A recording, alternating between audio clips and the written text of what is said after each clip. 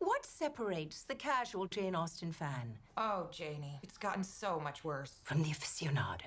The number of times she's read Austen's novels, or her consuming love for Mr. Darcy. This is the best part. Unbelievable.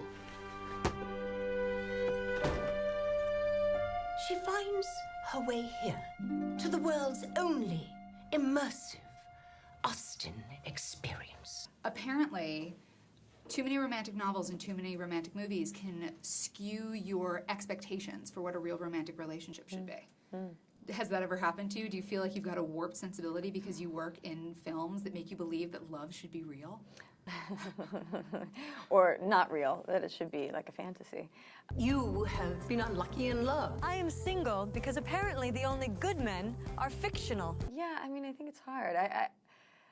But I don't think it has to do with watching movies. I think people, you just want everything to be nice. And life is hard. You know, it's hard. Life gets messy, and yeah, I think everyone has a little dose of that. Oh, look. It's one of those Mr. Darcy guys. I hear there was a ball on her last night. Do you enjoy dancing? Not particularly. Sometimes you have to just focus on that person and decide if they're a good person, if they're very kind and they're constant and they're loving. I think you're onto a good thing. Well, I think it depends on what you're looking for. I mean, there's certain times in your life, you know, when you're young, I mean, you just want to like fall in love, and you want to have some magical mystery about it. And but I think there's certain times, you know, when you're 30, you could start thinking, you know, the biological clock's going. You go, would this be a good mate? You know, are we going to merge eggs and stuff? Well, like here? the line, Babies. you're 30. Merge eggs with me, sir. I would love to merge eggs Now that with you. is how we really do romance Yes, in and England. then you end up like me with 6 kids. Too much merging eggs. Merge eggs. Stop merging eggs. You try to catch her eye. Tally-ho, a hunting we will go! I'm kind of a mess, aren't I? Is there any character that really has shaped the man you have tried to be? Wow. It seems like a resounding no. This is, for men, a totally different thing. For women, I think that you could ask a girl what books she read, what movie she saw, and it would not be dissimilar to Keri's character. There are these people that we have glommed onto, and it really is who we believe will come for us eventually. But men don't have that, do they? The damsel in distress. Are you a damsel in distress? No, I'm not. But you mean, am I waiting to one day ride up on a horse and find a princess? Yes. Pick her up and ride her away? Yes. That's great. Yeah, I mean, I ride around all the time, I just don't find any.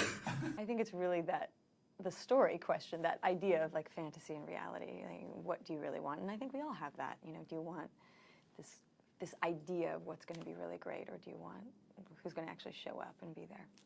Speaking of which, the scene in Felicity where you get to see the old movie and Ice Cream by Sarah McLachlan is playing. Oh my God! Twisted my brain forever. Your love is better than ice cream, better than anything else that I've tried. Your love is better than ice cream. Everyone here knows how to fight.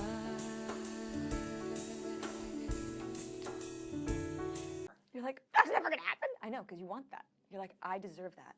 I want that. I know, believe me. I used to always say, JJ and Matt would say, what should we write? Like, what should happen next?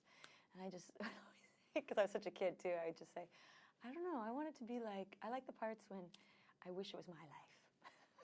I'm going to take charge of my story. An Austen heroine gets engaged by the end of the book. That is what I am going to do.